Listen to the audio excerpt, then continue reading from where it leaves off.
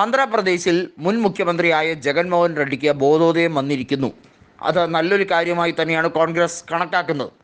സഖ്യം ഉറപ്പിച്ചുകൊണ്ട് തന്നെയാണ് കോൺഗ്രസും ഒരു മേശപ്പുറത്തിൻ്റെ അപ്പുറവും ഇപ്പുറവും ഇരുന്ന് ചർച്ച ചെയ്യുന്ന തരത്തിലേക്ക് കാര്യങ്ങൾ എത്തിച്ചിരിക്കുന്നത്. ജഗൻമോഹൻ റെഡ്ഡി വൈഎസ്ആറിൻ്റെ നേതാവാണ്, ശർമിള കോൺഗ്രസിൻ്റെ നേതാവാണ്. സഹോദരങ്ങൾ തമ്മിലുള്ള ഒരു പരസ്പര സഹകരണം എന്ന രീതിയിലേക്കല്ല ഇതിനെ പോകുന്നത്. രണ്ട് പാർട്ടികളുടെ നേതാക്കന്മാർ തമ്മിലുള്ള ചർച്ച എന്ന രീതിയിലേക്കാണ് കാര്യങ്ങൾ കൊണ്ടുപോകുന്നത്. തീർച്ചയായും ശർമിളയുടെ ഡിമാൻഡുകൾ വളരെ വലുതാണ്. അത് ജഗൻമോഹൻ അംഗീകരിക്കാൻ ബാധ്യസ്ഥനാണ് എന്ന രീതിയിലേക്ക് കാര്യങ്ങൾ പോകുന്നു. നമുക്കറിയാം, നിയമസഭയിൽ പ്രതിപക്ഷത്തിന് അർഹമായിട്ടുള്ള സീറ്റുകൾ പോലും നേടിയെടുക്കാൻ ജഗൻമോഹനെ കൊണ്ട് കഴിഞ്ഞിട്ടില്ല. പക്ഷേ കോൺഗ്രസും ജഗൻമോഹനും തമ്മിലുള്ള സഖ്യത്തിലേക്ക് വരേണ്ടത് കാലഘട്ടത്തിൻ്റെ ആവശ്യമായി മാറിക്കഴിഞ്ഞിരിക്കുന്നു. കാരണം TDPയും ജനസേനയും BJPയും തമ്മിലുള്ള സഖ്യം അത്രമേൽ ശക്തമായി കഴിഞ്ഞിരിക്കുന്നു. എന്തുകൊണ്ട് പവൻ കല്യാണിനെ ഉപമുഖ്യമന്ത്രിയാക്കി നായിഡു നിയമിച്ചു എന്നതിന് ഉത്തരം വളരെ ലളിതമാണ്. നായിഡുവിൻ്റെ പാർട്ടിക്ക് കേവല ഭൂരിപക്ഷം ഇല്ലാത്തതുകൊണ്ടോ അല്ലെങ്കിൽ നായിഡുവിൻ്റെ പാർട്ടിക്ക് ഒറ്റയ്ക്ക് തീരുമാനമെടുക്കാൻ കഴിയാത്തത് കൊണ്ടോ ഒന്നുമല്ല. എന്നിട്ടും പവൻ കല്യാണിൻ്റെ ജനസേന പാർട്ടിക്ക് ഉപമുഖ്യമന്ത്രി സ്ഥാനം കൊടുത്തതിന് ഒരേ ഒരു ഉദ്ദേശമേ ഉള്ളൂ: വോട്ടുകൾ ചിഹ്നിച്ചിതറിപ്പോവരുത്.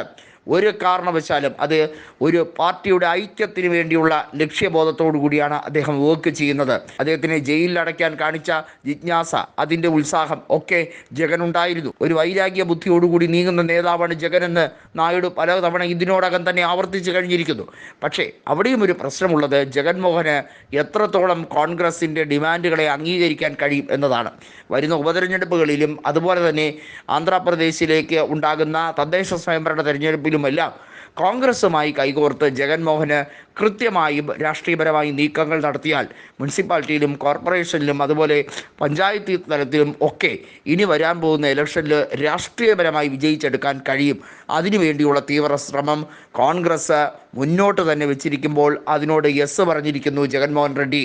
TDPയിൽ നിന്നും ഒരുപക്ഷേ MLA മാരുടെ കൊഴിഞ്ഞുപോക്ക് പോലും ഈ ഒരു സഖ്യം ബലപ്പെട്ടു എന്ന് കണ്ടു തുടങ്ങിയാൽ തീർച്ചയായും ഉണ്ടാകുമെന്ന് കൃത്യമായി അറിയുന്നത് കോൺഗ്രസ് നേതൃത്വം തന്നെയാണ്. TDPയിലെ MLA മാരെ ചാക്കിട്ട് പിടിക്കാൻ വേണ്ടിയുള്ള ശ്രമമല്ല, മറിച്ച് TDPയിലെ MLA മാർ ഒരുപക്ഷെ കൊഴിഞ്ഞു പോയാൽ, സ്വമേധയാൽ അവിടെ ഉപതെരഞ്ഞെടുപ്പ് വന്നാൽ തീർച്ചയായും ഈ ഒരു സഖ്യം വളരെ സ്ട്രോങ് ആണെങ്കിൽ ആ ഉപതെരഞ്ഞെടുപ്പിൽ വിജയിക്കാൻ കഴിയുമെന്ന ദൃഢനിശ്ചയം അവർക്ക് വരും. നമുക്കറിയാം, കൃത്യമായും തെലങ്കാനയിലെ മുഖ്യമന്ത്രിയായിട്ടുള്ള രേവന്ത് റെഡ്ഡി കരുത്തുറ്റ രീതിയിൽ തന്നെയാണ് അവിടെ മുന്നോട്ട് പോകുന്നത്. അദ്ദേഹത്തിൻ്റെ ഒരു സ്വാധീനം തീർച്ചയായും ആന്ധ്രാപ്രദേശിലെ കോൺഗ്രസിൽ എപ്പോഴും ഉണ്ടാകുമെന്ന് അദ്ദേഹം തന്നെ ഉറപ്പ് കൊടുത്തിരിക്കുന്ന രാഷ്ട്രീയ സാഹചര്യം കൂടിയാണ്.